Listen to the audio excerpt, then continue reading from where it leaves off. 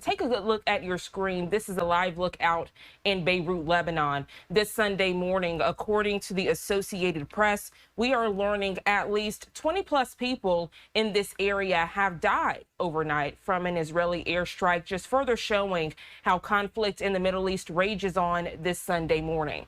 Joining us live to further discuss this breaking news alert is E.J. Kimball. He's a senior policy advisor with U.S. Israel Education Association. EJ, a pleasure to have you on the show. Good morning to you. Good morning, Janae, and thank you for having me on. A pleasure to have you. So, EJ, we're learning this news in real time from the Associated Press, further showing that conflict in the Middle East not only continues, but it widens. When we first looked at this conflict back on October 7th, we were strictly looking at Israel and Hamas. But since then, it has widened with now Hezbollah, also with the Yemen Houthi rebels. It seems like Israel is being impacted from all sides. Could you catch us up, please, with what you're seeing on your end? Sure. So as you mentioned, October 7th, 2023 was that horrific, barbaric attack by Hamas. But what a lot of people just don't realize or have forgotten is that on October 8th, Hezbollah began firing rockets unprovoked at Israel, as they say, in a sign of solidarity with Hamas. And so Israel has been fighting against Hezbollah for years, but specifically has been in sort of a slow war with Hezbollah for nearly a year before launching a ground invasion into southern Lebanon and continuing their operations into Beirut, taking out the leadership of Hezbollah throughout Lebanon and some Iranian Revolutionary Guard Corps leaders there, and really decimating this terrorist group, which for most of the security establishment in Israel and even in the United States was deemed to be the most dangerous terrorist group that Israel was facing, given the robust military capabilities that Hezbollah had, and I stress had, because Israel has decimated most of their capabilities. But as we are seeing, even following the strikes last night in Beirut, Hezbollah still has capabilities to fire rockets at Israel, causing many in the country to have to go into their bomb shelters for safety. Absolutely. And we know because of that, EJ, diplomats are calling for a ceasefire, not only with the conflict with Hezbollah, but also with the conflict with Hamas. But I know as we look at the conflict with Hamas, it's very strategic because obviously we want to get those remaining hostages back home safely. If they're not alive, at least their bodies.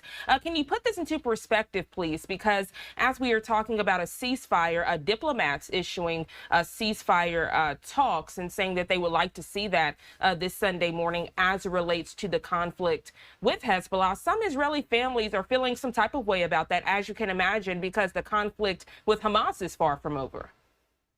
Sure. And as you're pointing out, these are essentially two separate wars, even though they are still sort of part of the same war. And it's difficult to sort of separate the two. But when we're looking at Hezbollah in the north, Israel has achieved a lot of its objectives, and some argue have actually achieved their objectives in the north by removing that threat from Hezbollah in southern Lebanon. The issue right now that the international community is trying to negotiate is how to ensure that Hezbollah is not able to rearm in southern Lebanon. And many are arguing for a beefed up United Nations force, UNIFIL, which has been there for years, but as we've seen, has obviously been feckless in their ability to prevent this from Hezbollah building up arms, building tunnels underground into Israel. And so one of the major holdups right now is if there is a ceasefire in Lebanon and Hezbollah moves north of this river called the Litani River, if they move north of that, how is this going to actually be enforced? And what role can Israel play when they know that Hezbollah is trying to reestablish itself in the south? And that's the major holdup right now. For Israeli families, they want to feel comfortable moving back to their homes in the north. 60, 70, 80,000 Israelis have been out of their homes for over a year. And that's something that the international community just completely ignores when they're now talking about people in Lebanon being displaced. What about the Israelis who have been displaced since October 8th from their homes? No one's talking about that. And this is the major holdup: is Israel is not going to depend upon foreign militaries to defend Israel's citizens. So many great points you're raising, EJ. And one thing that stood out is the enforcement. And I think that's one of the holdups when we talk about ceasefire negotiations, because how can you truly trust a terroristic organization such as Hamas and Hezbollah? When we look back at the first ceasefire negotiations that were in place, where they released some hostages in exchange for Palestinian prisoners, Hamas did not hold up their end of the bargain. So when you talk about the enforcements, I think that's what Israeli Defense Forces, also Israeli government, they're keeping a close eye on as they discuss negotiations, because obviously they don't want to put something in place, then Hamas come back or Hezbollah come back and try to recreate, for lack of better words, another October 7th. That's correct. And when we're looking at Gaza right now, and the estimates of maybe about 50 of the 101 hostages are still believed to be alive. And obviously, Israel wants to get back all hostages, those that are alive and those that aren't alive. And they're willing to make a deal. But one of their red lines that they've held throughout is this will not end the war to allow Hamas to survive and to reestablish itself in Gaza. That is a non-starter for Israel. And I think some in the West, many countries in the West, understand that position and recognize it. However, they're unwilling to publicly back that position, which only gives oxygen to Hamas and their supporters that they actually have a chance to survive this war. Yeah, absolutely. And then if you also hone in on the fact that these terroristic organizations are backed by Iran proxy groups, you also have to look at that front, as there's the concern of nuclear capabilities from Iran. Yes, and we saw with Israel's response to the latest Iranian salvo, where Israel really showed not just the Iranians, but they showed the world the capabilities that Israel has to go into Iran undetected, destroy their defense systems. And now, as their ambassador to the UN made clear the other day from some Iranian threats, Israel can strike anywhere at any time in Iran. And it's not just in Iran. They can strike any of Iran's proxies in the region, including the Houthis in Yemen, including the proxies in both Iraq and Syria. So Israel has shown, and I would argue has reestablished its deterrence in the region. But the question is, will the international community stand up with Israel against these threats, or will they take a innocent bystander and neutral position, which unfortunately some of them have been doing? Yeah, and EJ, just as you mentioned that the timing of you saying that is perfect. This feed just coming in from our content partners over at the Associated Press and Reuters. We are now seeing how Hezbollah has now attacked Israel in real time. We see that an airstrike has just landed there. You can see authorities there on the ground, people out of their homes in real times. I've spoken to people out there, EJ, who say that they hear the sirens going off early in the morning. Sometimes they're confused if it's their alarm clock. Like, this has become a normalcy for them, unfortunately.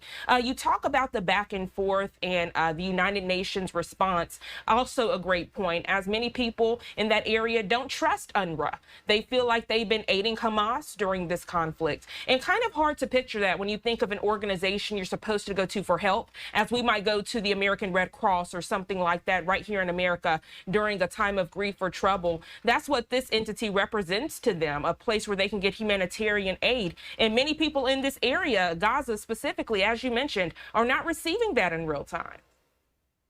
Yes, and UNRWA is a morally decrepit organization that was founded for positive purposes, for humanitarian purposes. But actually, going all the way back into the 1950s, the United States realized that UNRWA was not going to be able to achieve what it was supposed to do, which is resettle the refugees from the war in 48.